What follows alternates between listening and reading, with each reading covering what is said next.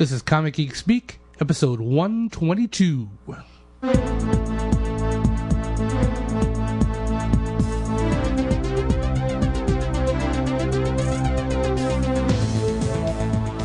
Welcome to Comic Geek Speak. I'm Brian Deemer. I'm Shane Kelly. I'm Jamie D. I'm Peter Rios.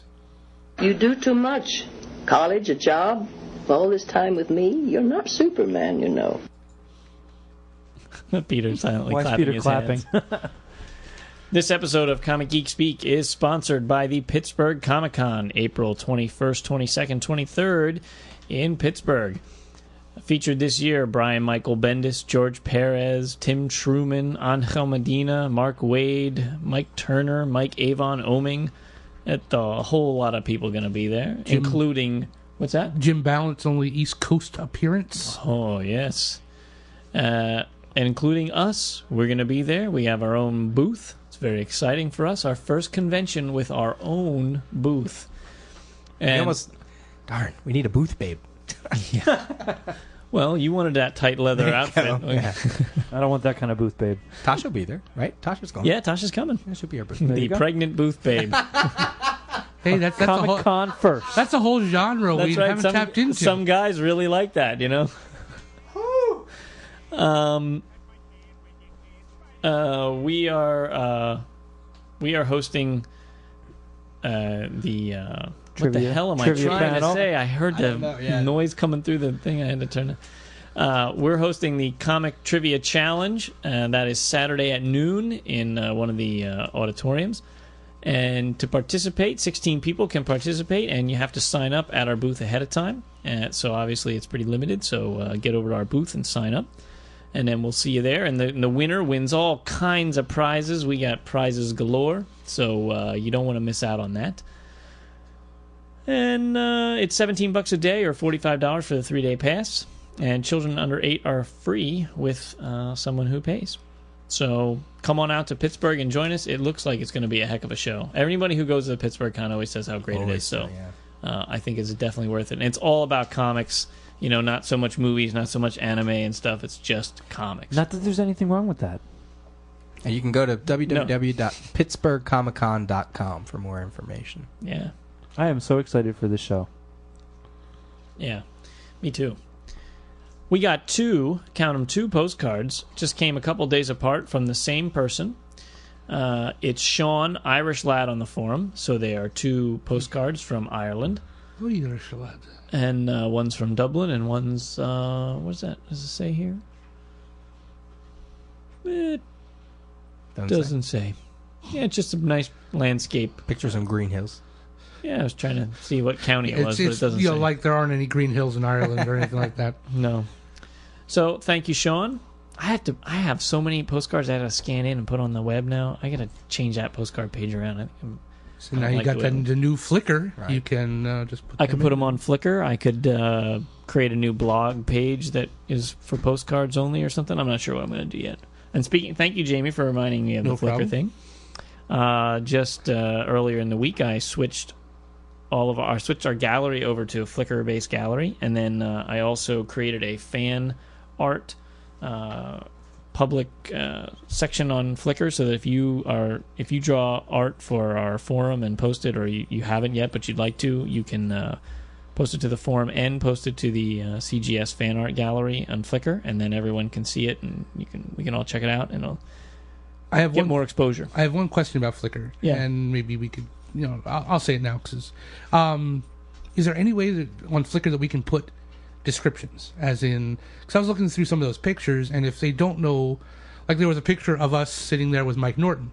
Now, if people don't realize that's Mike Norton sitting there or never seen Mike Norton before. I was putting some descriptions in. I hadn't finished all of them, I guess. I didn't know. I couldn't remember if I had seen them by the time I got to that point or not. I should give all you guys admin to that, and then you can add your own descriptions. I was gonna offer that. I was gonna offer, if you... Yeah, well, you have to go first. You have to go in and create your own Flickr membership if you haven't already. Okay. Like, you have to sign into Flickr, which is totally free or whatever, and then you tell me, and I'll give you admin.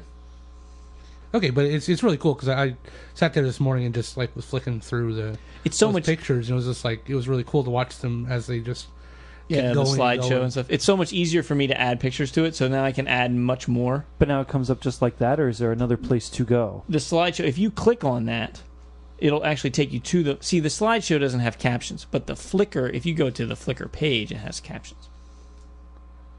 And if you have a Yahoo account, that's basically the same thing. Yeah, Yahoo owns Flickr, so you already have I already it. have It's it. like built in then. See, if you click that link there... This one, open photo and new window. Okay, Photo and window, and that takes you to the Flickr site. cool. And you can get the high-res version if you want to download it, make it your desktop, whatever. Oh You yeah, can do whatever totally. you want I with need them. some of Yeah. these for the scrapbook stuff I want to put together. Yeah. Yeah, because a lot of people want that picture of me sleeping as their desktop. Oh yeah, yeah, Well, we got Kevin sleeping too Yeah. at Halloween. yeah. so. You know what? That's in my I think I basement have too. All those Halloween ones. That's my Yeah. basement. Because I was like, wait a second, what the hell? Oh, that was on the flight out to San Yep, Diego. I was very sneaky when you were dozing. Hey, one of the questions he asks us, Sean, is hope you guys are planning some Civil War specials. And the answer is yes. Oh, yeah. Just like we've been doing with the Infinite War. I kind of Infinite thought. War. Infinite Crisis. I thought we should do one from Gettysburg. Yeah, Yeah, I was going to say the Bull Run issues are going to be great. yeah. All right.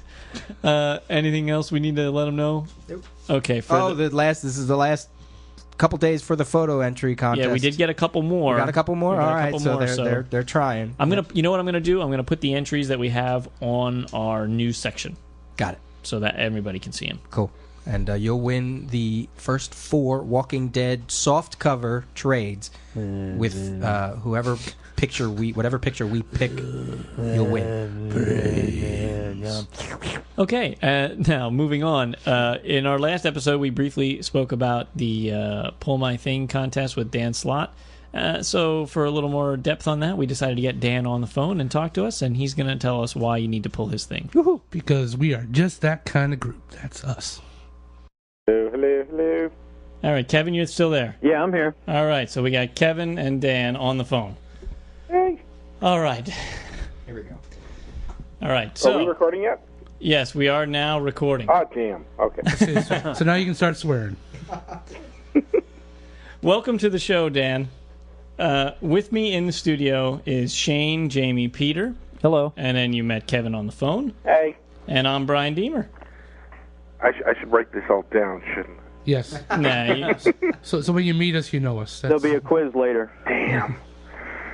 Okay. so we're here to help save the thing. to help pull your thing. Pull my thing. Do you buy me dinner first, or? But I'm pumped.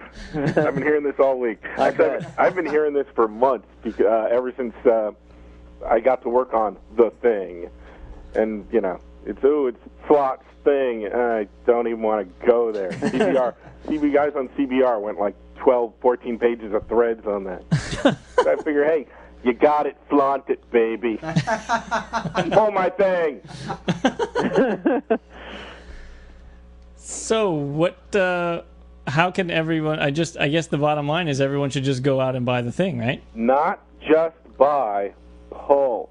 For people who go to local comic shops, you can talk to the comic shop owner or the person behind the register, and you can say to them, hey, I would like to set up a pull list. And this means they'll set comics aside for you. If you try to buy comics off the rack, sometimes if they order too low, whoosh, it's gone, and you can't get the issue of the comic you want. If it's a comic you know you're going to buy ahead of time, you can commit to buying it and put it on your pull list. And when you do that, usually the retailers order that many extra copies. So if they know they have like 8 people who have thing on their pull list, they'll order the amount of copies they were going to buy anyway of the thing, plus 8. So what we're trying to get people to do is not just say they're going to buy the thing off the rack, but to start up a pull list and pull the thing. We're at a time now when there's so many comics on the rack, and there's so many comics and big events, and new comics, and 1 year laters, and Civil Wars, and House of this, and Identity that are vying for retailer dollars. And if you're a retailer, it must be a really scary world. Like, how do you place your orders every single month? What we're trying to do is try to make it easy. This is the only way I can think of to get a retailer to order more copies of the 5th ongoing monthly Fantastic Four book, is to say, hey, let's mobilize a fan army. and get people to commit and pulling the thing. How's that? That's good. We've been preaching quite a bit about setting up a pull list and how it's very different from just picking off the shelf, and so hopefully our listeners will understand that concept, because we've been harping on it for a long time. Phew. And it's a really good idea, not just for the thing, though, of course, if you're going to start a pull list, the thing should be there, but for any title that you really enjoy as a fan that's a low-selling title. There's so much competition for things out there that, if I was a retailer, I'd only order so many copies of Spider-Girl or Manhunter or any number one of really great books that are out there that just suffer from being a low seller in an overcrowded market. If there's someone you like who's like a C-list character, you really got to show the love. Yeah, that's the master plan. I would even say, beyond even the big two, if you're a fan of indie and self-published and you want to support these books, that's the best way you can support them is, of course, buying them directly from them, sure, but also if you're a fan of going to local comic shops, you have to have a pull list and you have to put it on there. Yeah, you don't have to pull Amazing Spider-Man. Right. Trust me, right. There will be copies of Amazing Spider-Man on the rack, and it's a wonderful comic, and everyone should love it. But if you're talking about like Sumerak's Power Pack book, which is really fun, or books like Live Wires that came out a while back, there's so many great smaller titles, even from the big two, that for all intents and purposes they might as well be indie books. So there you go. If you like indie books, I'm the Marvel version of indie books. So sell us on the thing. Why, if someone is not familiar with the book, why do you think that they would like it? I think they would like it because it's what we're trying to do with the thing. Every time I get to work on a book, I really try to adjust my writing style for what I think is the best thing for this character or this property.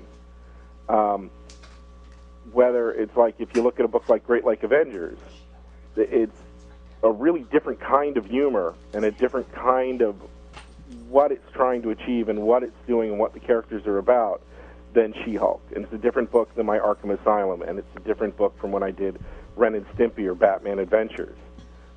I think it's kind of fun to see people arguing about which ones of my books they think suck or which ones they like.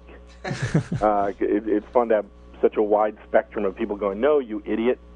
Spider-Man Human Torch with Slott's good stuff. She-Hulk, I can't be bothered. And then people would take the exact opposite. It's kind of fun. When I approached the thing, to me, I was like a kid in a candy store getting this assignment. There were 5 books that I used to read every month when I was 7 or 8 years old.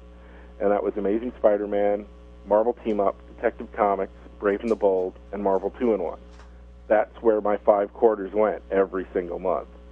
I just loved getting the adventures of Ben Grimm, The Thing, and some weird character from the Marvel Universe. And when Brevoort gave me the book, I was like, I can do 2-in-1. He's like, no, you're doing The Thing. I'm like, okay, I'll take that. When I'm writing the book, I'm trying to make it feel like it felt when I was a kid. That you're really jumping into this really fun pool of nostalgia of adventure and excitement with this character who's fun, not necessarily funny, but these fun big adventures that are two-fisted clobber and yee-haw kind of stuff. I'm also trying to buck the trend like what we do on She-Hulk and do done-in-one, 2-part and 3-part stories that you're going to get and also a book that takes you over 5 minutes to read. When you pick up an issue of The Thing or an issue of She-Hulk, you're in for not just a light snack, but a thick, meaty stew. It's going to take you a while to read it. It's going to fill you up. It's not meant to be 1/6 of a story. It's a full unit of entertainment, even if it's a part 1 or part 2 of a 2 or 3-part story. It's going to be big. A lot's going to happen. Characters are going to go through stuff. There'll be action, excitement, adventure, yada, yada, yada. It's fun. all in the mighty Marvel manner. Well, Dan, I have to tell you, this is Shane, and Jamie turned me on to She-Hulk, and I've been an avid reader of that. And I don't know if I didn't realize it or just missed the thing coming out. And then once I realized I missed a few issues, I thought, well, I'll just wait for the trade. And then I heard about this, and now I'm going to actively not only put it on my pull list, but go back and find all the issues that I missed so that I have my whole complete collection. Because I just love what you're doing on She-Hulk, and from what I hear about this now, I can't imagine it's not fantastic. Oh, thank you. It's like She-Hulk. We're trying to tell these weird spins on the Marvel universe, and tell these clever, tight, taut stories. With the Thing, it's really me running around in my PJs with Thing hands, going clobbering time. I'm just having a blast. It's just it's like someone paying me to eat candy. It's just I just can't tell you how jazzed I am when I'm working on an issue of the Thing. I do not want this to go away. As far as jumping on, if you can't find issues 1, 2, or 3, trust me, these are like good, solid comics that you were reading back in the 80s or 90s, well, more like 70s or 80s, where we're going to tell you everything you need to know when you pick up an issue. You can jump on at any point. Issue 4 that just came out last month is a done-in-one story. And issue 5, which by the time this podcast airs, came out yesterday, is part 1 of a 2-part story. And it can really stand on its own. Don't worry if you've missed issues 1, 2, or 3. All you need to know is that Ben Grimm is disgustingly wealthy now. He's a bazillionaire. And he's the Kevin Bacon of the Marvel Universe. He knows every book. You can link to any character through Ben Grimm. So does it maintain any continuity with the FF book? Oh God, yes. I'm trying to find a nice way to say I'm JMS's bitch without using the word bitch. Oh no, I did. We obviously Fantastic Four is the greatest flagship title of all time. So when he makes a choice with these characters' lives, I have to show that. In fact, JMS is the one who made Ben a bazillionaire in the pages of FF, and I have to take my cue from that. That said, I have all these wonderful characters that you're probably not going to see in the pages of Fantastic Four. And what we're doing by the time we reach issue 6, we'll have our entire supporting cast in place for this book. So you have Alicia and her new boyfriend, Darla North. Ben now has Lockjaw, his dog, which means, hey, not only does he have $1 bazillion and he can buy anything and do anything, he can now go anywhere. He's got a magic teleporting dog. And we're bringing back a wonderful Carl Kiesel character from an actual, literal award-winning comic he did that right before Mark Waid took over the FF. He introduced Hiram Scheckenberg. And Mr. Scheckenberg is the pawn shop owner on Yancey Street, and that Ben has a connection to. So Hiram is going to be a very important character, and how Ben relates to him in the world of Yancey Street. And we're going to start looking at that in issue 5. So by the time you get 6 issues, we've got this really nice supporting cast. And the FF are still in there, and Ben still interacts with them because they're his friends and his family. And they're going to be in the book the same way, Brian's friends and family would be in Brian's book if he had a comic. It's just that Ben's family can bend and turn invisible and go on fire. Can I put you in my book about my family? Yes. Okay. Yes, you can. So, that's, what else can I tell you?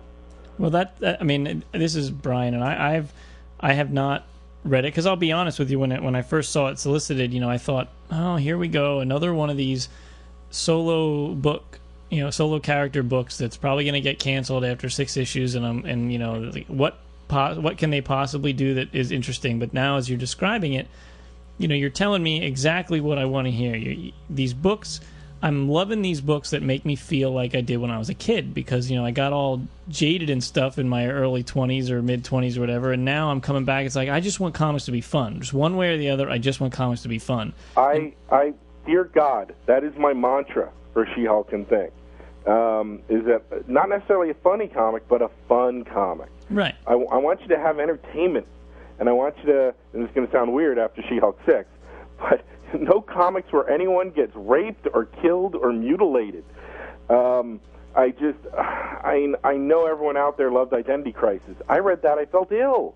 I was like, oh no, what did they just do to a elongated man's wife? Sue Dibney, no. I'm that guy. I'm that fanboy. The difference between me and that fanboy is someone who's paying me for my fanfic. There you go. So yeah, these are fun books. Did you guys read GLA? I did. Yep. Yes. So you guys know the Squirrel Girl speech. You bet. These are not books. Hopefully, to me, the Marvel Universe is a place you should want to escape to instead of from. It's got thousands and thousands of these really interesting characters, and this whole world where anything can happen. The first 3 issues of the thing, and if it turned people off, it was probably me having too much fun. We were on, it just mixed everything together. You had Tony Stark without his Iron Man costume. You had the Constrictor trying to be a good guy. You had Nighthawk as a guest star from the Defenders, teaming up with the Thing. They were on Mordillo Island for Master of Kung Fu, going up against an X-Men villain arcade. My God, and there were Hulk robots. So it was just me going, whee! All these people are like, oh my God, he brought back Brian Naki. What was he thinking? I was just having fun, man. That was a hoot. As being the only one actually in this room who owns all the copies of the Thing so far, we do a thing we call Off the Rack, and when the Thing first came out, I did an Off the Rack on the Thing, and I love it. I mean, I have actually been stalking you inadvertently. I've after you've talked about what you've written, I realized I have a lot of that stuff. I had forgotten about your Arkham Asylum thing that you did, and the She-Hulk was what got me to pick up the Thing, because I was going to stay away from the She-Hulk because I'm a huge Byrne fan. I didn't want to have someone blaspheme. Yeah. So, but when I picked it up, and just, do you have any inside? I mean, have any background in law? Because I'm a paralegal, and some of the law stuff you threw in there, I would just laugh my ass off at. We're faking it. Okay, I didn't know. But I mean, when you came up with the whole law library of back issues, I started busting out laughing because I thought that was the funniest thing I had heard done in a comic. That, if you're going to do superhero law, that they use the back issues as their law library. And not only that, but use them only up to when the comics code was taken away. Because in the magic, for people who aren't reading She-Hulk, we have this gag in She-Hulk. They used to do, and this is going back to the first few issues of Fantastic Four, the first few issues of really early Lee and Kirby books. They acknowledged that Marvel Comics exist in the real world. Yep. And this is something that continued for years and years and years, that there is a there are Marvel offices, there are comics, and they're licensed. If they're popular characters in the public eye, not like Spider-Mans and Daredevils, but if they're people like the FF or the Avengers, they license out their adventures, and the guys at Marvel draw them as is. That in the Marvel Universe, these are real stories. So it's almost like journalism. Mm-hmm. And the gag we did in She-Hulk #2 was we took an extra leap, and we said in the Marvel Universe, it's a little different than our universe. The Comics Code Authority is a federal agency. So if you have a Comics Code stamp on your comic, it's legally binding. So that you can use anything that happened in a licensed character's comic, like FF or Cap or Iron Man, you can use it as part of your defense. You can cite, so you wouldn't be citing the Infinity Gauntlet. I think we did that in issue 3. We incited Thanos v. the Universe. Mm-hmm. And you can actually hold up these comics in court and point to them. And a big reason for that, because it's fun, is that when you see people online, especially these people on Versus boards and everyone arguing, comic fans don't know the law, but boy, do comic fans know comics. Mm-hmm. And you look at how everyone's arguing about everything online all the time. No, the Infinity Gems don't work like this, or this character is much stronger than that character. He can lift 5 extra tons, but only if he's underwater. You know, everyone's always arguing about this stuff, and that's what we've kind of turned the legal world of She-Hulk into. Mm-hmm. It's geek speak. Yep. And you can argue your case with geek speak. How can you not love that? Yeah, I was gonna say that's what I just loved. And I will tell you, when I read I've only read issue number 1 of the thing. If you saw my pile of stuff to read, you'd understand. But you had me hooked. As soon as I saw Arcade, I was hooked. Saw, the Constrictor as a good guy and Nighthawk sitting there. I was like, oh, when is the last time I saw Nighthawk in a comic? And you were saying about this not really being a 2-in-1, but it kind of is, because you seem to have a lot of guest stars in each of the issues that I've seen so far. Yeah, we had that big, Constrictor, Nighthawk, Tony Stark team up with a brief cameo by Daredevil in 1 through 3. Then 4 was all Thing and Lockjaw, but 5 were one thing you need to know about my editor Tom Brevoort is that Tom doesn't hand out the praise that often. I've worked with every now and then I'll work with an artist and we'll be working with Tom, and I'll get a call from the artist going, does Tom like my stuff? He hasn't said anything. I'm like, if you haven't heard from him, you're doing good.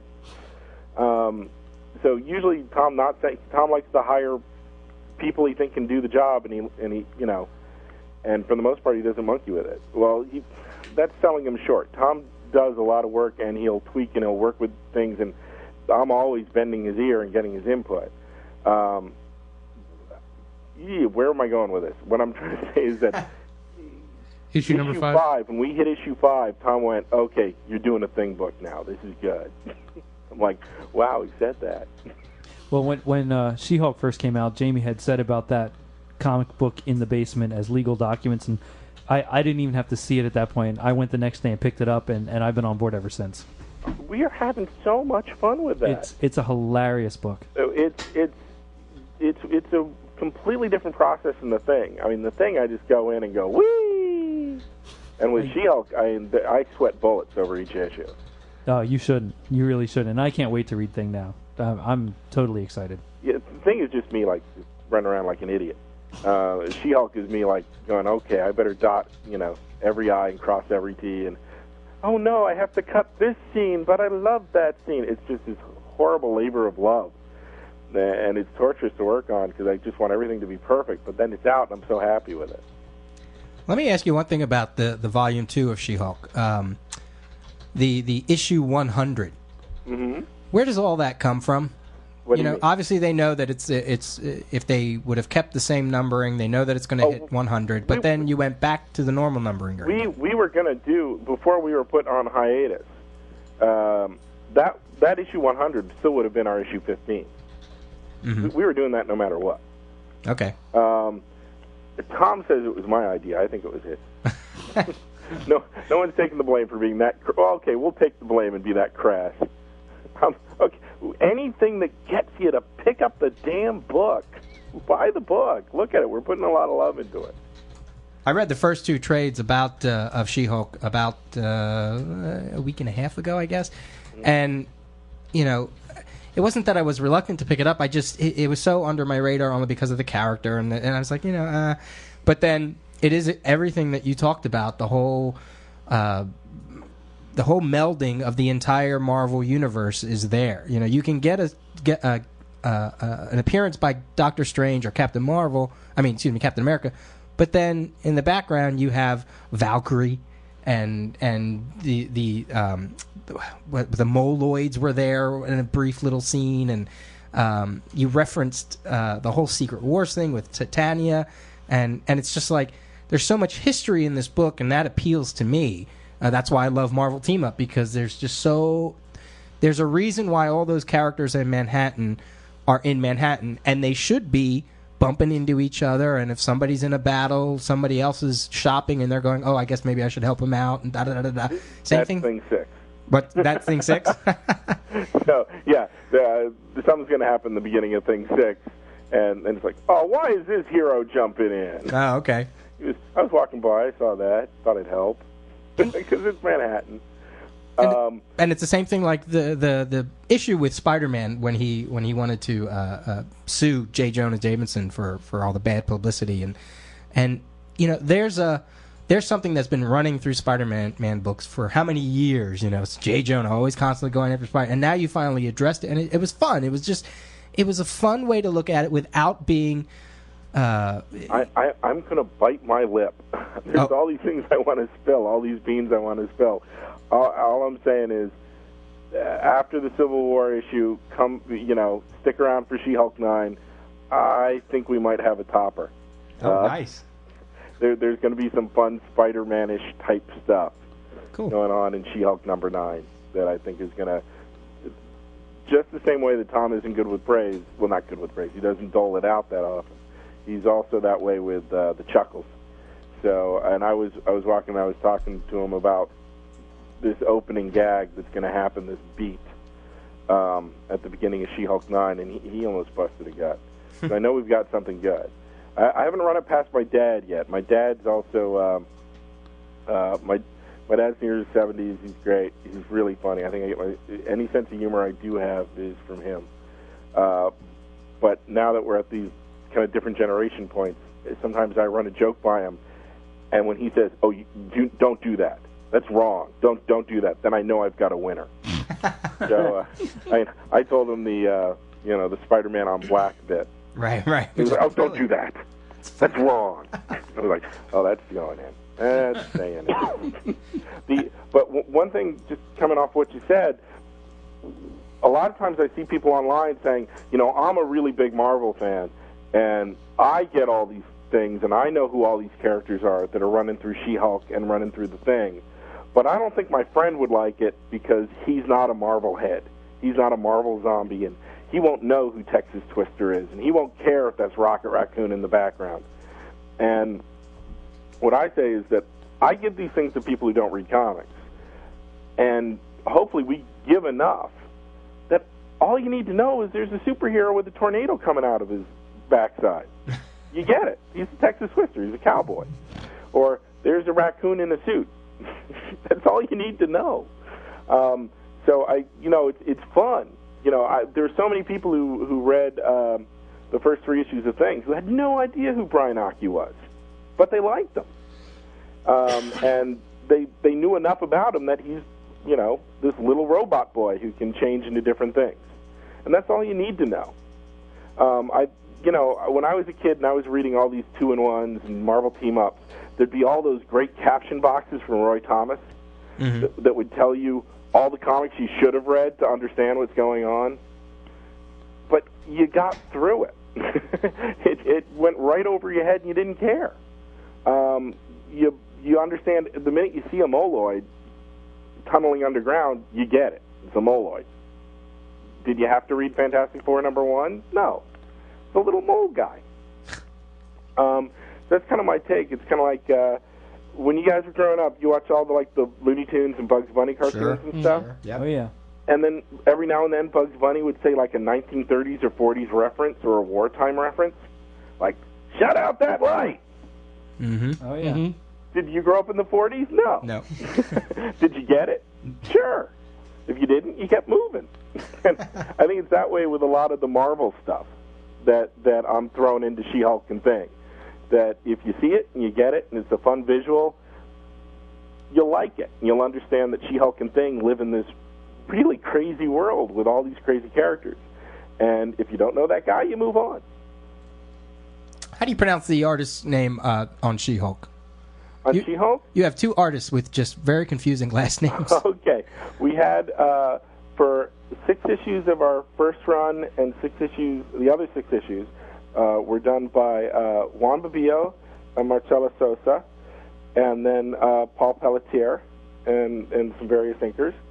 And then Juan came back for our first 5 adventures or so. We had a guest issue by Scott Collins because we were doing a sequel to Jeff and Scott's Avengers Search for She-Hulk story. And then we had that wonderful issue 100 where we had all these great guest stars helping out. which was that was fun. I got to work with Amanda Connor and Lee Weeks, and oh my God, Ron Friends. There are all these great guys.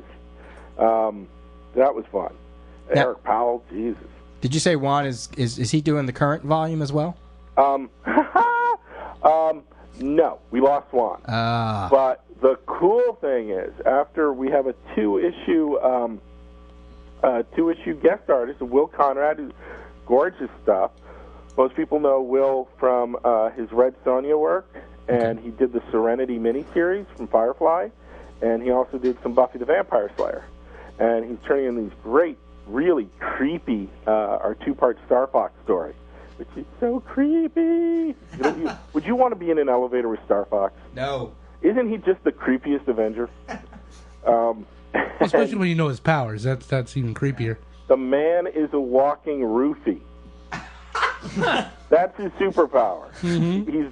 His superpower is he's a walking date rape drug. Makes you feel good. Oh, that always freaked me out. And I think it shows in these two issues of She-Hulk. I don't want to give away anything. Pretty damn cool stuff. There's going to be one scene I know everyone's going to be talking about on the net. It's not going to crack the internet in half, but people are going to go, "Holy! I can't believe you did that." And after Will's issues are done, we get our God, I'm so excited about this. We get our brand new ongoing penciler, Paul Smith. Paul, Uncanny X-Men, Professor Xavier is a jerk, Kitty Pryde screaming it at you, Smith. Paul, Leave It to Chance, Smith. Cool. Paul, Kitty Pryde, Shadows and Flames, Smith. This is going to be great. This feels to me like we're going to hit issue 8, and issue 8 is our Civil War crossover, and there are three things that are going to happen in She-Hulk 8. We get our big Civil War crossover. Oh my God, Civil War is going to be cool. I've read a whole bunch of the plots. It's Mark Millar is doing this. It feels like when you're reading Ultimates and just blows the doors off things. You're like, wow. It's like, woo. And we're going to get to ride some coattails on that because at the heart of Civil War, it's a legal issue. Mm-hmm. And we got the superhero lawyer. So, wow. So we get to do 1, Civil War crossover, 2, major status quo change to She-Hulk. That's just going to make everyone go, what? She's still going to be a lawyer. She's still going to be, super strong, big and green. Everyone loves her. But something's going to happen. And 3, we get Paul Smith. So it's going to be a really great issue for us. And then that goes right into issue 9, where we get to look at that big status quo change and see how it's going to affect She-Hulk. And when people see it, people are going to go, whoa, and they're going to have to stick on board. Cool. Who's drawing Thing? Who's drawing Thing? Andrea DeVito is drawing Thing, and he's a guy. Can everyone stop asking that? He's a guy. He's from Italy. It's an Italian name. He is super talented. People know him from his run on Thor and from Beta Ray Bill Stormbreaker and from when he was doing Brass for Cross Channel with Chuck Dixon, which was great if you love that whole Conan Barbarian kind of I mean, it was a real meat-eater kind of comic. It was good. And here he is on Thing, and he's been having a blast on Thing. I think I've blown my salary on Thing talking to Andrea in Italy on the phone. Oh, jeez. Because we just start talking. We just have a fun time. And I think it shows in his pencils. He loves drawing the Thing. And his friend Laura Villari is doing all the coloring with him, and her coloring it's almost like someone is painting the book. It's beautiful. I mean, I've never seen coloring this good. Because of the low sales on Thing, let me rephrase that, the low orders on Thing. There's a completely different world of sales and orders. People are buying this book. People need to order more of it. They want to put Andre on a high-profile project for a while to try to, so people can see this stuff. It's gorgeous. So he's going to be taking a brief break from the book to work on a top-secret thing that I'm not allowed to spill the beans on, but that will get a lot of press and ink and push. And in the meantime, I'm the luckiest son of a bitch in the world. I get to work with Karen Dwyer.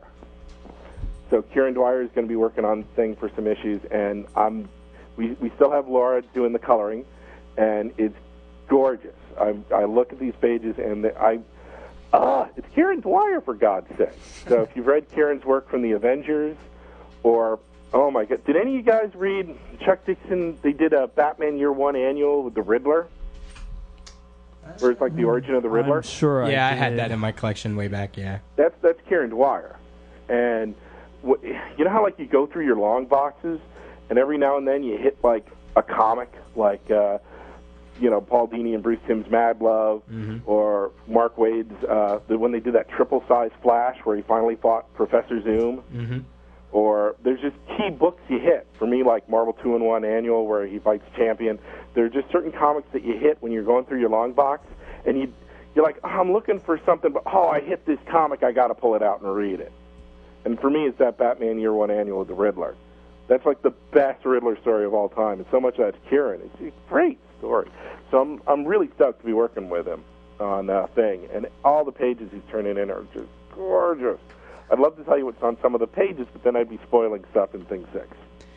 Dan, I got a question for you. I guess it will soon be time for the first collected edition of the Thing. Have they told you, is it going to be a standard trade size? Is it going to be a digest? Do you know? Because it sounds kind of like the thing that they might try to push to the younger audience. And I think I'm pretty sure it's going to be a trade, because I think if you shrink this, I think Laura's coloring, it's so detailed. I think it would get swallowed up if you shrank it down to digest. But this is But here's the thing: don't wait for trade. Pull it now.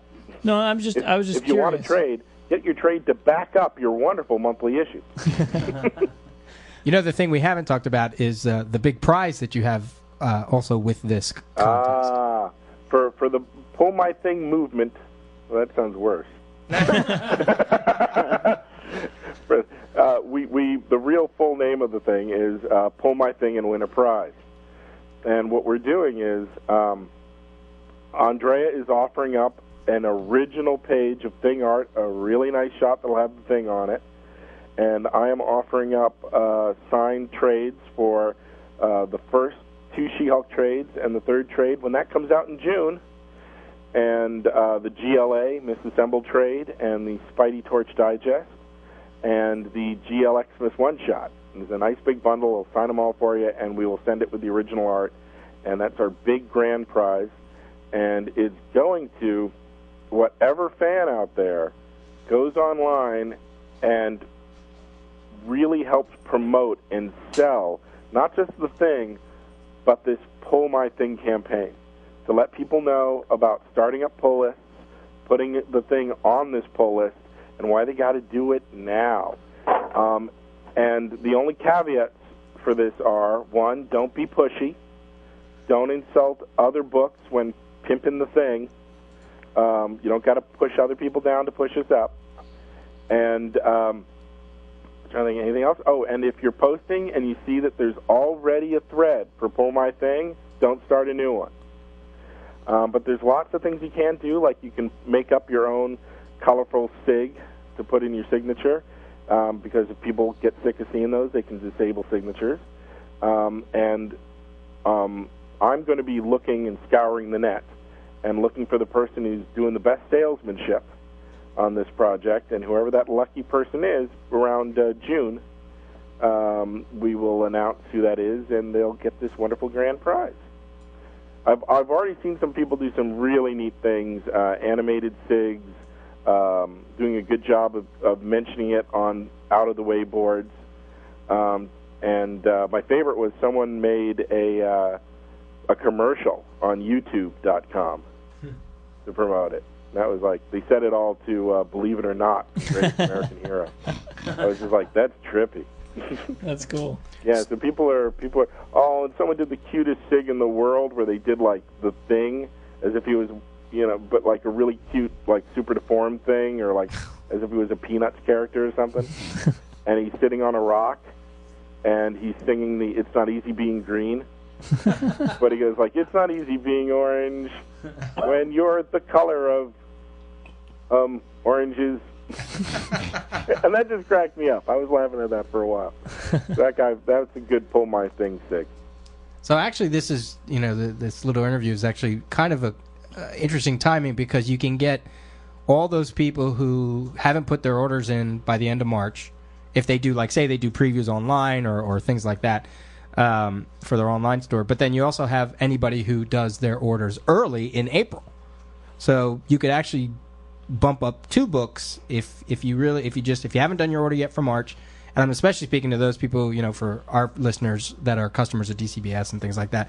You can put on this recent thing, and then if you're one of those that does it early in April, just slap it on to your order on there. We really need we need an upswing. We need to get the numbers up. We really need back to press's numbers. And I know they've got a really sweet cover in the drawer. If we can go back to press once. So please send us back to press just to see this really cool cover. And the stories we have coming up now is we've got, which just came out yesterday, it'll still be on the racks, Thing Returns to Yancey Street. We're bringing back one of the most requested villains that people have wanted to see in the book. Then issue 6 is going to be our Spider-Man team-up. And, we're going to be brutal. To certain things that have happened to Spider-Man's life. People know me, know I like to poke fun at things. And then we're going to have one of my favorite Marvel superheroes show up for one issue. Anyone who's read She-Hulk 9 knows I love playing around with Hercules. So we're going to have a big Thing Hercules fight in ancient Greece, thanks to Doc Doom's time machine. And then issue 8 is our most requested thing that anyone's asked for. Everyone's like, when are you going to bring back the poker game? When are you going to bring back the poker game? Here's your damn poker game. So, and as much as I'm being gruff about it, out of everything I'm doing in 2006, Thing 8 is like the comic I'm most looking forward to. There is so much good stuff that's going to go into Thing 8. Because it's not just going to be a poker game. Normally, Thing would have his poker games. There is in one Thing annual and one issue of one Marvel 2-in-1 annual and in one issue of Marvel 2-in-1, and it's popped up in other places. Thing's floating poker game, and there are some usual guys who show up for this. Miss Marvel, Wonder Man. We're going a step further now that he's a billionaire and he's got this big fancy penthouse. He's not going to host a poker game. He's hosting the first ever superhero poker tournament, and everybody's going to show up. And, it would be pretty darn boring if you just watch these guys sit around and play poker. So what they're doing is they're all swapping tall tales about adventures of the Thing. So you're actually going to get all these tons of short stories of these things Thing has done, and cool stuff's going to happen at the poker game. And on top of that, one of the stories that's going to be told is the real reason why all these heroes have gathered together and they can throw this tournament. And that real reason is going to be a Marvel first. There are certain things you see in the Marvel universe that are always great big events. When a character dies, when a character gets married, when a baby's born, there's certain key things we always want to rally around and see. And what's going to happen in this big event in Thing number 8 is a Marvel first. We've never seen this before. It's going to be big. It's going to be cool. And it's so darn important. Even Aunt Petunia is showing up. It's going to be pretty darn cool. Leave your stogies at the door, though, right? No smoking in the Marvel yet. That's right. You can't do it. You can't have a poker game without smoking. Well, I'm sure if Johnny Storm takes a bad beat, there'll be smoke. There you go. Dana, I would like to know. Okay, so you've gone public and you've said, "Hey, we need to get these sales up." I don't even think this is a big revelation, because anyone can go to ICV2.com, anyone can go to Newsarama or the Pulse, and they post these numbers. Right. Yeah, we do a monthly review of numbers and stuff. But my question is, so people know what the Thing's numbers are, and people know that, this isn't me coming out going, "Oh my God, this just happened." No, I'm saying what everyone's already talking about. Well, how you're involved with Marvel and Tom Brevoort and all these guys, and it seems like Marvel likes to pick some books that they say, we want these books to succeed, even if they're close to the chopping block. Like they did it with Runaways. They kind of said, this book is too good to let fail, so we're gonna push it and promote the hell out of it. And they did it with She-Hulk too, and I'm very grateful that ever since the relaunch, we picked up thousands of readers. So I'm very glad that every now and then people at Marvel get behind a book and go, we're not going to let this die. We're going to give this another shot. If there's a book like Sentinel, let's give this another shot. If there's a book like Runaways, if there's a book like She-Hulk, let's get behind this, and God bless them. But so you had to do it yourself for Thing because that wasn't on their radar? I don't. I bear no man ill will. I don't know what to say. Not that it's not on the radar or anything. It's just that there are so many books that come out, and not just from Marvel, from DC. There's so much out there. It's really hard for especially a company. What are they supposed to spend money they'd be using to promote Civil War to promote the thing? I don't think so. Civil War is like their big daddy project, and they've got to push it, and they've got to hype it, and they've got to let people know how great this thing's going to be, because this is going up against whatever other big projects are out there. They can't hype and push every single book. I'm coming out there and doing this for Thing, and with Andrea's blessing and some other people's blessings, to go, this is something that me personally, I love doing this. I want to keep doing this. I'm going to give you this level of work if you help support me. Please, fans, help out. Because very selfishly, I want to keep doing this book because I'm having fun, But I'm under contract for Marvel. They've been really great to me. And I'm sure if the thing does go away, though I really don't want it to, there will be something else. But I want to keep doing this book. Hey, Dan, this is Shane again. I have two message boards that I frequent, our own and one for a buddy of mine who's starting a toy company. And I just added Pull My Thing to my signature just to get it out there. So just to do whatever I can. Oh, thank you. Oh, no, man, see, this is what's good. I'm sitting here with my laptop. I'm like, man, screw it. I got to put it on there. It's got to go on. Oh. Well, we know we have listeners on our forum and also out there that they love She-Hulk and they love the Thing, and they like you said, if you want your book to be around, you got to support it. So here's your chance. Oh, the weird thing was, honestly, when there's something that I'm building to in She-Hulk that we're going to hit, and we've already sowed the seeds for it, and you've caught a glimpse of it in She-Hulk 100, which is the Reckoning War. And you can't, whenever you talk about it, this is now the rule. I'm saying it here now first. You got to say it like you're the guy doing like the movie trailer voice. You can never say those words just normal or straight. You got to put some gravel in it. You got to project it. It's going to be big. The Reckoning War. Everyone, give me one. Come on. The Reckoning War. Yeah, baby. So it's this really big event that we're going to build to. And I put the Thing and Reed Richards in this flash forward scene because I just figured Thing would be around. I'm like, I figured I'd be doing She-Hulk, I'd be doing Thing, maybe, God willing, a third book, because I'm the slowest writer in the world, and I know the minute Tom Brevoort heard me say third book, he was somewhere in Long Island laughing his ass off. He's like, you can't even do the two you got. So, but I wanted to build to this thing, and I was hoping to have both books take part in it. And I just assumed Thing would be around. I assumed that would be a lifeboat, so I could still tell the Reckoning War if She-Hulk wasn't around. But now She-Hulk's doing great. She-Hulk's safe as houses. It's just weird. So you never know. I just figured, how cool, I'm working on the Thing. He's a flagship character. He's been around forever. There was a time, he and Spider-Man and the Hulk were Marvel Comics in an age when Wolverine was just a character running around in that Hulk book. You know, so I just assumed Thing would be around forever. In fact, I was telling Andrea when we started what my plan was for issue 25 of the Thing.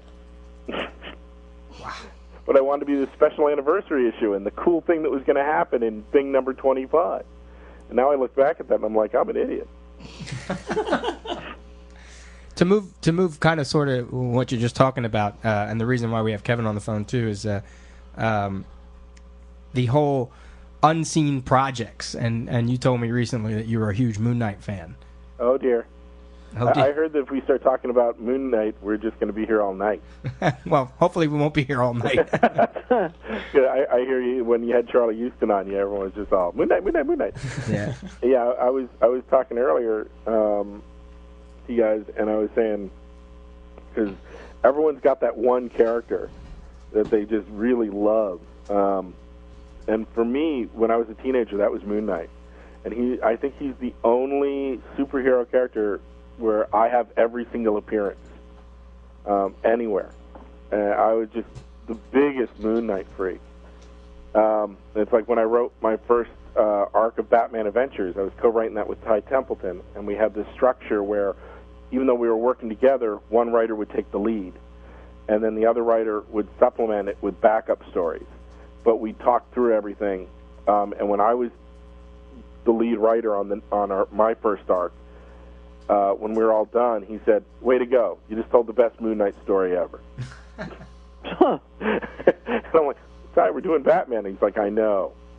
Yeah, I did a whole issue series where Batman there's barely any Bruce Wayne in it because he spends the whole time going undercover as Matches Malone. And it was all about how he had to keep switching back and forth from Matches to Batman to Bruce Wayne. Yeah, I was doing Moon Knight. I'll admit it. I'm just such a Moon Knight geek. There was a time when I was working for Acclaim Comics, and they brought me up to meet everybody, and they were taking me around the offices, and they introduced me to Don Perlin. Oh, wow. And I go, "You're Don Perlin!" He's like, "Yeah." I'm like, "You created Moon Knight!" He's like, "I did?" I'm like, "Yeah, and Werewolf by Night, you did those 2 issues of Marvel Premiere." And he's like, "Oh, yeah, Moon Knight." I'm like, "Yeah." He's like looking at me like, "Security." and oh my God, when I was a college intern at Marvel,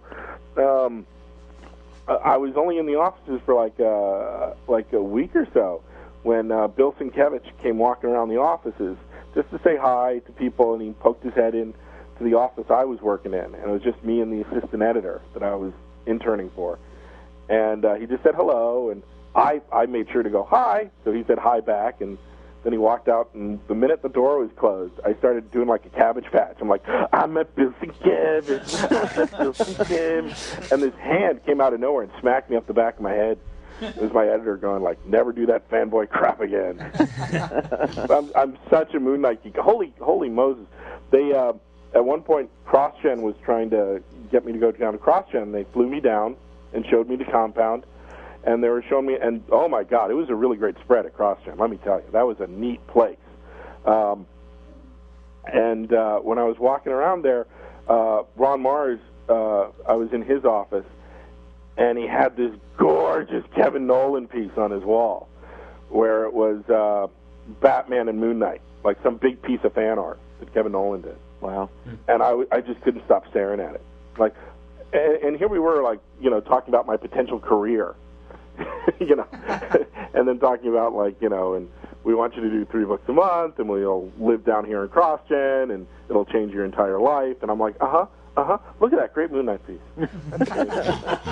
I'm just such a Moon Knight freak. And there was a time when I was starting to break in. I was starting to do superhero stories, and I had this. It was just my dream to work on Moon Knight. And I'd broken into this. And Moon Knight, the sales weren't setting the world on fire, but at that point in time, Punisher was king. And they had Punisher and Punisher War Journal, and they were starting up Punisher War Zone with John Romita Jr., and it was just like Punisher, Punisher, Punisher. And they had all these Punisher bookshelf projects coming out. And I'd broken into the Punisher office, and I told them a bunch of stories. And then that most people don't remember because they think of me as like Ren and Stimpy and Looney Tunes guy. And now like wacky She-Hulk and things. But no, I do bloody, evil, icky stories. And I told them some Punisher stories, and they said, well, what do you want to pitch us next? And I pitched them this 2-part bookshelf Punisher versus Moon Knight. And I talked to guys in the bullpen. I got Mark Texiera saying he'd do it, and Jimmy Palmiotti coming on board for finishes. And we called up the editor, Don Daly, called up Bill Sienkiewicz and asked him if he'd paint the covers. And he said, yeah, sure, if you approve it, I'll do it. And it was like a dream come true. It was like, oh, my God, I'm going to do this like Punisher versus Moon Knight. Cool thing. And then the Moon Knight office killed it. Oh. Yeah, I was destroyed. And there was and then when that editor lost the book, we tried it on the next Moon Knight editor. And the previous Moon Knight editor had gone to the new Moon Knight editor and said, if the Punisher office gives you this thing, be sure to kill it. Nice. I know. It's so hard when you do a con and you're walking by and that editor walks by and he smiles. How's it going? It's going great. How's it going with you? Great. Like, you killed my Moon Knight thing, man. When I was a little kid, you killed it. Oh, I love you, Dan. Well, no, it's Moon Knight. You'll notice, like, I snuck him into one page of Great Lake Avengers. Yeah, issue 2. I remember it well. There you go. And he thought Doorman was Anton, the Midnight Man. Yeah. So there you go. That was brilliant. No. Oh, thank you. What's your favorite Moon Knight? My favorite?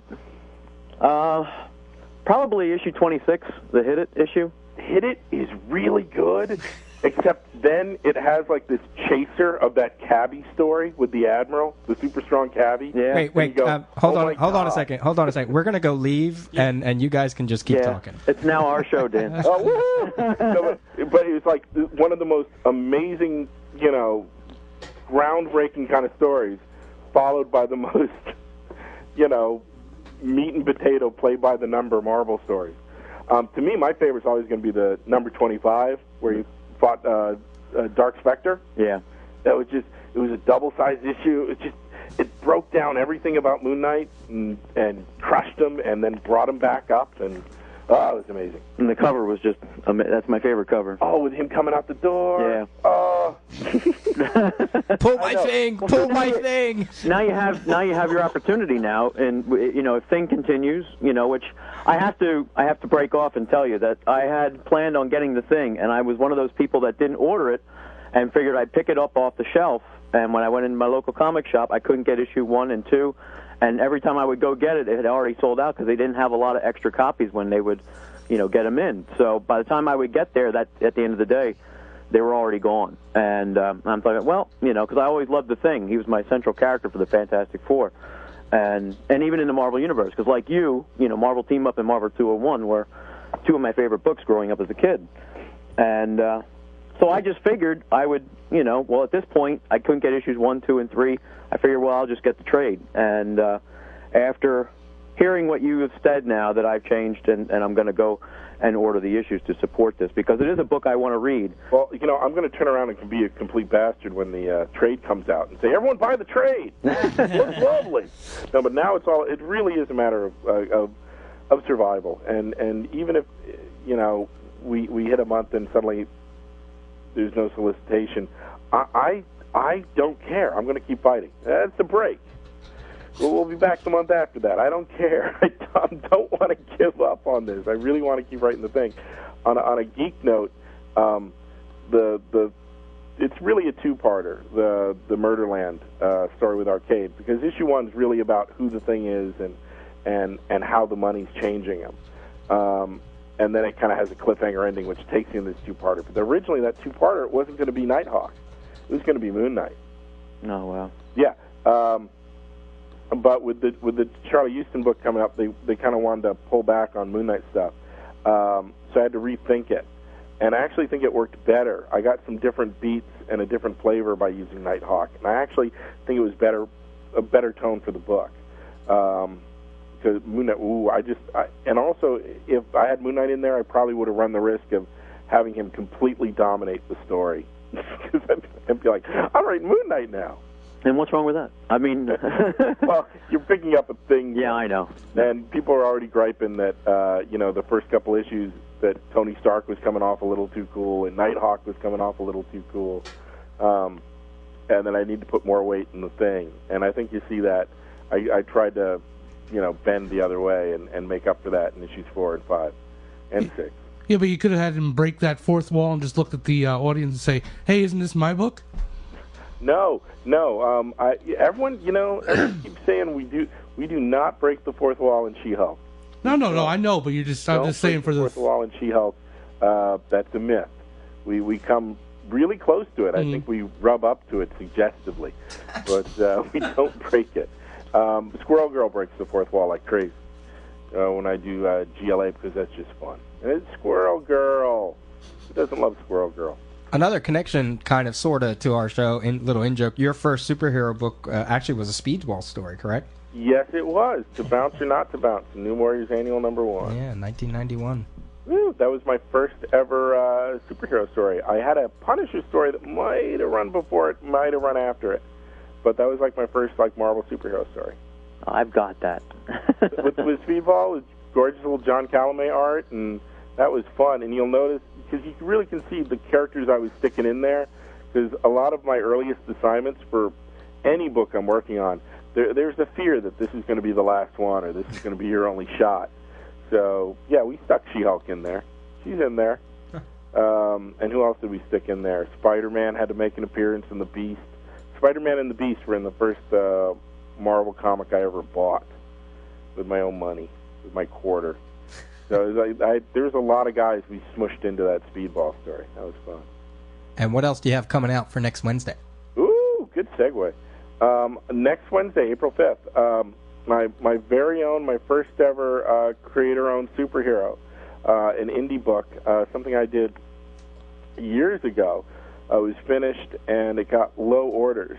So we pulled it from the press, and then we just never did it again. And even though I'm under exclusive contract, this is work I clearly finished 9 years ago. So it's coming out now, and there's so much love in this. It's like my first ever superhero. He's called Big Max. He's in this whole new world of superheroes. There are all these new characters in a whole new comic book universe. Big Max is their premier hero. He's their powerhouse. Their Superman. He's their Thor. He's their Supreme. He's the best guy they got, and he just happens to be a gorilla. So he's a big flying gorilla in a mask and a cape. Give the tagline. Sold. Oh well, there you go. He's the primate that lowers the crime rate. Oh, sold. That is so sold for me. There you go. Well, it's really fun, and he's not a mean gorilla or anything. It's very much in the mold of like a Shazam, Captain Marvel. He's this really nice guy. He just happens to be an ape, and everyone kind of looks the other way about it. It's cool. It's Big Mac. And in his first adventure, he is going to fight the silent but deadly mime. Who anything he mimes is real, though you can't see it. It's pretty darn nifty. But he's not just, we got 1 million of them. He's the Mammal of Might, the Super Simian, the Top Banana. Oh. There's a zillion. And yeah, he's the primate who lowers the crime rate. But it's so much of it is just me going, I'll never get to do this. Like I was saying before, there's a fear of I'll never get to do this again. So you throw everything in the kitchen sink. I think that's why you had those first 6 issues of She-Hulk. And everyone's like, wow, why'd you tell all those done-in-one stories? I was like, I thought we'd be dead by issue 6. I wanted to get everything out there now. So we have the case with the ghost, and the case with the guy with the industrial accident, and Spidey suing for the Daily Bugle for libel, and the shrunken supervillain prison. And you just throwing everything in there because it was like, oh my God, when are they going to cancel me? Yeah, or it's like I did like a Superman Adventures story once for Joey Cavalieri, and there was a real fear that I'm like, holy crap, this is probably my one and only chance to write Superman. So if you ever get a chance to read Superman Adventures 57, it's every single Superman bit I ever wanted to do inside one story. It's like, it's like uranium. It's like all compressed. It's like singularity. You're a gorgeous Cameron Stewart art if you can ever find it. you're in good company because that's Keith Giffen also. He always talks about that in his interviews too. He's like he always expects his book is gonna be canceled, so he just puts it all in there. You cram it. I'm you'll probably read some horrible blood-soaked bordello story headline about what happened to me if we don't make it to the Reckoning War. If we don't make it, something terrible will happen to me. I'll take out people with me, man. I'm telling that story. It's cool because this big event. It's like when I was you guys read Walt Simonson's Thor run, right? Oh yeah. Oh yeah. You bet. There you go. Or else we'd have to kick you off the show. See you later, Shane. I'm going to stay Shane. quiet for now. Wasn't that the coolest thing? The way it started with Surtur's hammer, Yeah. Yeah. and it built for like a year and a half. Doom, doom, doom. Yeah, and then you finally, everything climaxed in Asgard with Odin and his two sons beside him, stopping him from, lighting the sword. You're like, it took them a year and a half, and it became this epic, mythic, giant thing. And I'm always like, man, I want to do that. If I ever get a comic, I'm going to do that. I'm going to start sowing the seeds so by the time I get to my big issue, bam, there'll be that really huge thing. And that's the Reckoning War. The core idea behind it is so unbearably cool and something you could only do in the Marvel Universe. And something, so many of these things are what ifs. Like when you're reading a comic, when you're a kid, you're like, wow, what if they did that? Well, why can't that character do this? Or if his magic hammer can do that, he should be doing this. And they turn into these great stories when it's finally your chance to get in there and just type. Gosh, well, yeah. Anything else? No, I guess that's it. We hit everything we wanted to cover, and definitely, once again, pull Dan Slott's thing. Oh, my thing. We appreciate you coming on, giving us the time to help you out, hopefully. Thanks for letting me plug. Sure. That was awesome. No problem. It was our pleasure. Okay. Well, thanks, guys. Great. All right, thanks, Have Dan. a good night.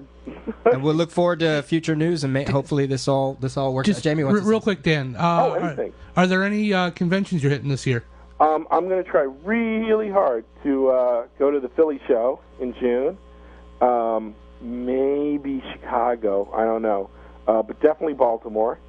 And I'm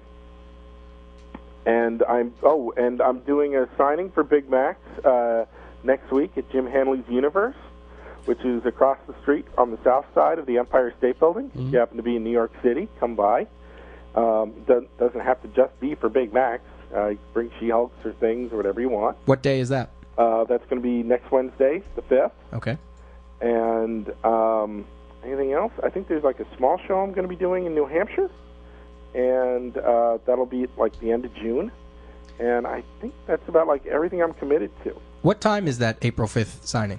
I believe it starts at 6 and goes to 8. Okay. But I'll, you show up, I'm still there. I'll keep signing. You pay my rent.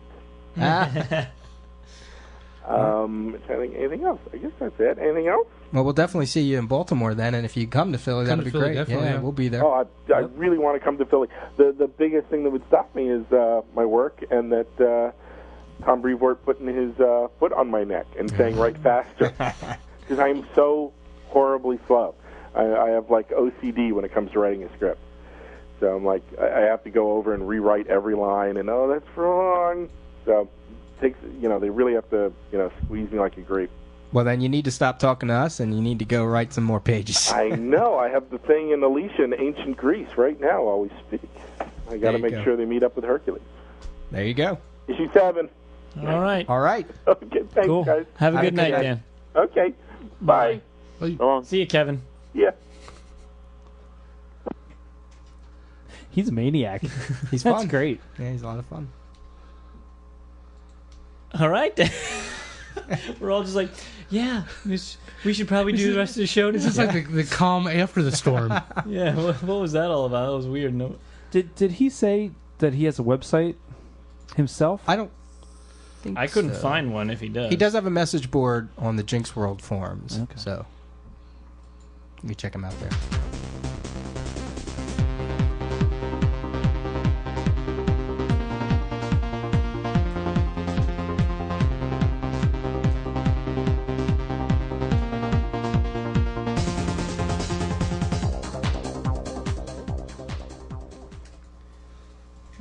right,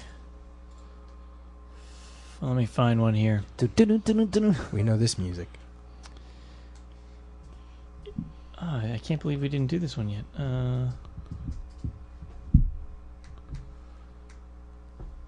Neither can I. Okay, this is from Braxton on the forum. Oh, okay. You sent it in quite a while ago. I missed it somehow. Question 1. Or did we do this one? Well, give us the first question. Name the hitman who murdered Buddy Baker's family. And who the hell is Buddy Baker? Buddy Baker's Animal Man. Yeah. Huh. Mr. Gunderson. For some reason, like Mr. Scarlet is coming to my mind, but that's not right. No. Mr. Anderson. I don't know.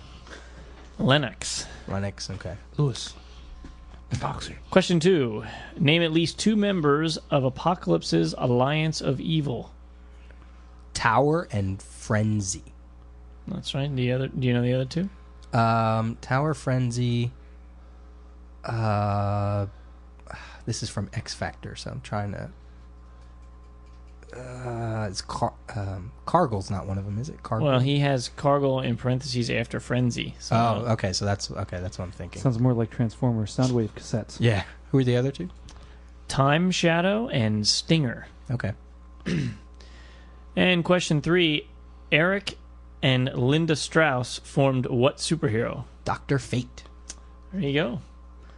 So you got 2 out of 3. Cool. So you owe a quarter. All right. Yeah. Boom. If you want to send in your Stump the Rios, send in a DC, Marvel, and Independent. 3 questions and answers for your chance to win stuff. Yeah, we haven't really ever... That's always something different. We got a box of crap over there. Yeah. We mix it up. Some days it'll be a comic, and another day it'll be a sticker. Or literally a piece of crap. When did we get stickers? I'm kidding. I'm kidding. A thought just went in my head with the last episode where we were joking about Jamie. I just thought it might be Jamie's Tidy Whities. There you go. Oh. We'll all sign it. And Yeah. No, Jamie will God. sign it. I'm not signing I'm not touching that. I'm not touching Oh, that. come on. That's really... Touch it. Love it. That's just wrong. It's enough I'm pulling somebody's thing. Come on. What are we doing next here?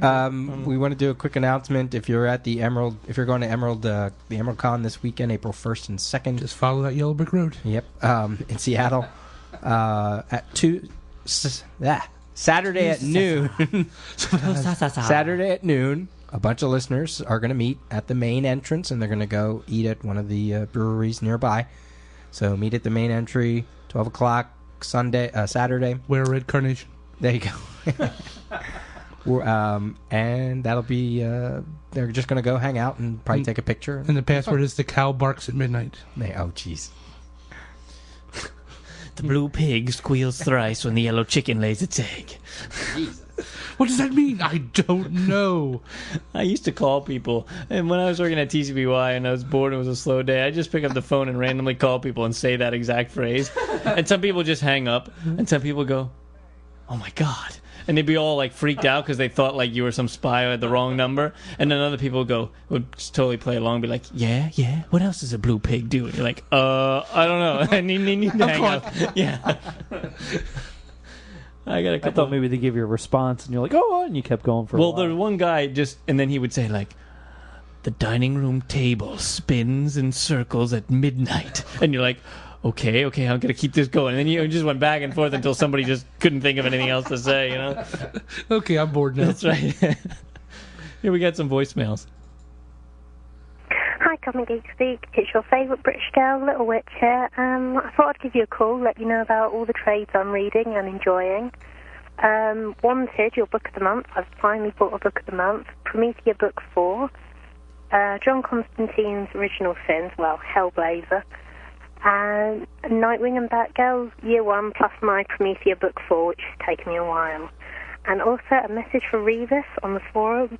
Traditional haggis, the recipe is 1 sheep's pluck, stomach bag, 2 pounds of dry oatmeal, 1 pound of suet, 1 pound of lamb's liver, 2 half cups of stock, 1 large chopped onion, and half a teaspoon of cayenne pepper, Jamaican pepper, and salt. Okay then, see you later guys, bye. Cayenne pepper. That sounds absolutely haggis. disgusting. Haggis. I had that when I was over in England.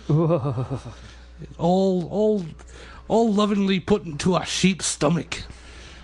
It's just, great. The 2 times that I've been in the UK, the only traditional foods I've had is, fish and chips. You stay away from that Bangers and Nash and all that other. That's just all that is sausage and potatoes. Yeah, but it's just like the way they make it and the presentation is just disgusting. Like I worked with a British guy, and I remember one day he got so excited because he found this store that imported British foods, and he was like, "Oh, I can finally eat some of my," because he brings in this jar, and he calls it pickle, because they call gherkin, what we call a pickle, they call a gherkin, but a pickle apparently is like this jelly-like spread for sandwiches, right? Only, like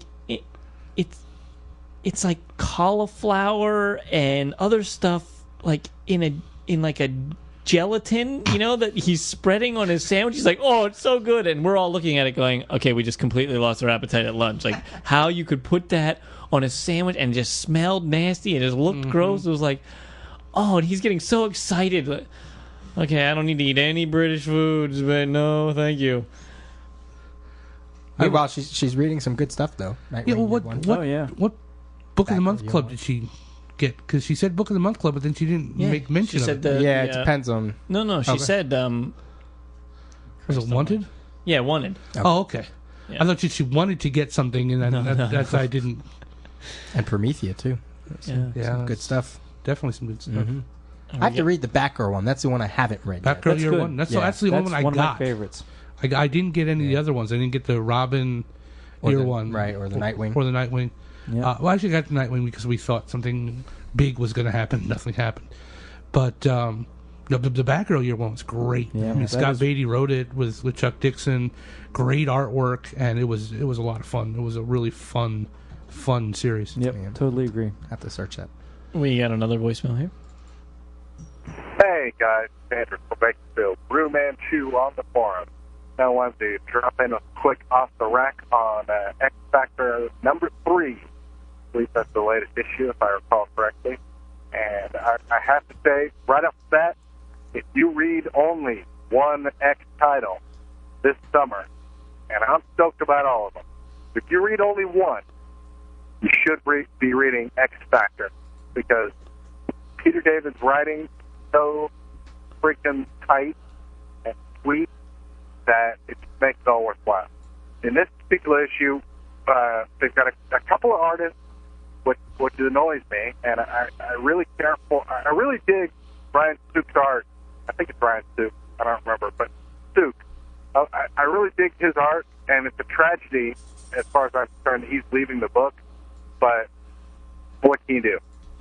But this, in a nutshell, it's continuing the sort of storyline started earlier in the previous 2 titles.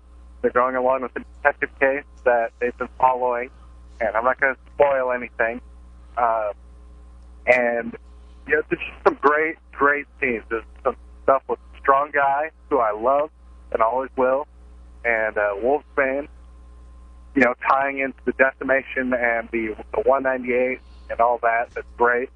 And I have to say, this book, this particular issue, made all the stuff with Layla Miller, the whole I Know thing, just pop for me. And I've read elsewhere, I read it on the forums, I read a couple other places, that Layla Miller was a character that Peter David had come up with for X Factor, and that she got sort of rolled into the whole House of M, which is annoying, but the character of Layla Miller is outstanding in this issue.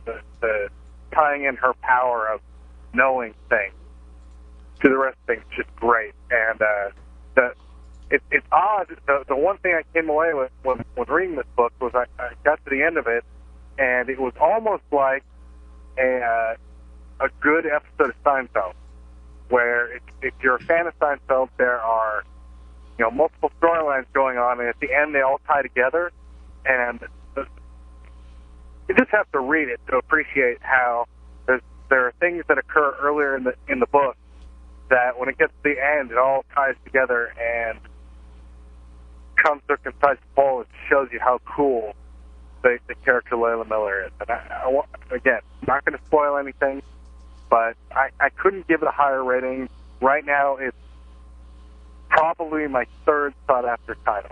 I look forward to Infinite Crisis above all else because that title is amazing. I look forward to the new Avengers because I'm a self-proclaimed Bendis whore, and I love the lineup and I love the story. But after those two, my go-to book is X Factor. So if you love the X titles, especially if you love Peter David on X Factor, the old school X Factor, you must pick this book up. This is a mandatory reading. So saith we all. All right, anyways, keep up the great show, guys, and I will probably leave some rambling message for you later. Thanks a lot. Bye. I'm loving that X Factor. I really am. I have it, but I didn't get to read any of it yet.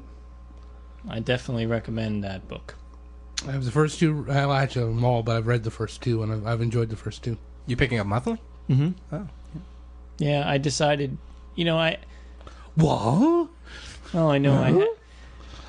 It's like, and it's sometimes you have to, Yeah, I just like with some of the ones that I've already been reading, I'm still buying the trades because I have the trades, and I just don't want to break that up. And but with new series like with Moon Knight, pick that up monthly. X Factor, picking that up monthly. Some of those, I've been getting those. Like I got X-Men Deadly Genesis and 198 and Sentinel Squad 1. I just like pick those up monthly, and all the new DC series like Blue Beetle, Checkmate, Shadow Pact. Decided to get all those monthly just because I can jump on at the beginning and it's just easy and and then I'll see if I like them, whatever. But all the rest of them, I'm still getting the trades because like I said, I just don't want to break up the runs. And Citizen Dave, I know I asked you, he was missing X Factor 3, and I said that Golden Eagle had a copy, and he said, no, I'll get a copy. Well, Citizen Dave, your X Factor 3 is on the way. So if you hear this, hopefully you hear this before you go buy a copy somewhere. And Ryan Sook actually was on that Arkham Asylum Living Hell thing that Dan Slott miniseries that Dan Slott wrote. So that was actually a pretty good series. I don't know if I have that one or not. It told a story really outside of Batman. It was more about the inmates at Arkham Asylum, and I won't say it was a great series, but it had its moments. I'll put it that way. By the end, it kind of went in a direction I wasn't expecting it to go, but I still, if you like Dan Slott's stuff, you should definitely go seek it out. And like Peter just said, Ryan Sook artwork. If you like his artwork, it's definitely worth picking up, and his artwork was actually what got me to pick up the book. Do we have anything else we have to talk about? No. I think we're good. We can give some reminders. Indie Challenge, since this is the end of the month, the Indie Challenge for this month were 4 books. Cobb, of which we just talked to Bo Smith not too long ago, from IDW, number 1. Threshold, which will soon be retitled from Narwane. Exile from Boom Studio, that's also a number 1 issue, and also The Cemeterians from Slave Labor Graphics, also a number 1 issue. So add those to your DCBS order or wherever else you order from. Put it to your pull list, and also put Thing on there while you're at it, and help support these indie books. All right, this episode of Comic Geek Speak was brought to you by the Pittsburgh Comic Con, and that is April 21st, 22nd, 23rd at the Pittsburgh Expo Mart in Monroeville, PA, just outside of Pittsburgh. We're going to be there. It's going to be very exciting. A lot of people are going to be there. We got George Perez, you got Brian Michael Bendis, you got Howard Chaykin, Tim Truman, Jimmy Palmiotti, lots of good people. The show is Friday from 10 to 7, Saturday from 10 to 6, Sunday from 10 to 5, $17 per day or $45 for the 3-day pass. We have a booth, so come find us. And we're also hosting the comic trivia panel, and that's Saturday at noon in the biggest auditorium that they have there. Ever. The biggest auditorium ever. That's right. And it's going to be first come, first sign up. You got 16 people can participate in the trivia challenge, and you can sign up at our booth beforehand. So get on that list because 16 people isn't very many. And you can also get our convention shirts. That's right. There, $15 Absolutely. front and back. It has a picture of us from the website, cartoon picture of us from the website, and all our convention stops on the way on the back. $15, all sizes: small, medium, large, extra large, and extra large. Extra. Big thanks to Dan Slott for coming on. Absolutely. That interview was so much fun. I wasn't expecting it to be that good. A lot of fun. He says just as big of a geek as we are. Yeah, That's what makes it so great. It's great. Woo! Doing the old Walter Ric Flair. I love when he was getting excited about even though I'm not as big a Moon Knight fan. He's like, oh man, I just met him. Do I just met Bill Kevin? That was hilarious. And if Kevin is there down in Philadelphia, they're going to go off in a room together do nothing but talk about Moon Knight. That's all that's going to happen. Yeah. Especially if they're talking about Moon Knight. If you want to send us an email, it's comicgeekspeak@gmail.com, and our website is comicgeekspeak.com. If you want to send us a voicemail, the number is 206-888-4805. And thanks to upallnightgaming.com for hosting the website. And we're always asking you to vote for us at Podcast Alley. It really is important to us, and you can do that at comicgeekspeak.com/vote. And a reminder that this episode is brought to you in conjunction with WorldFamousComics.com, your spot on the internet for the best comic book and entertainment-related columns, contests, features, reviews, news, resources, and more. And as always, we are uniting the world's mightiest heroes, one listener at a time.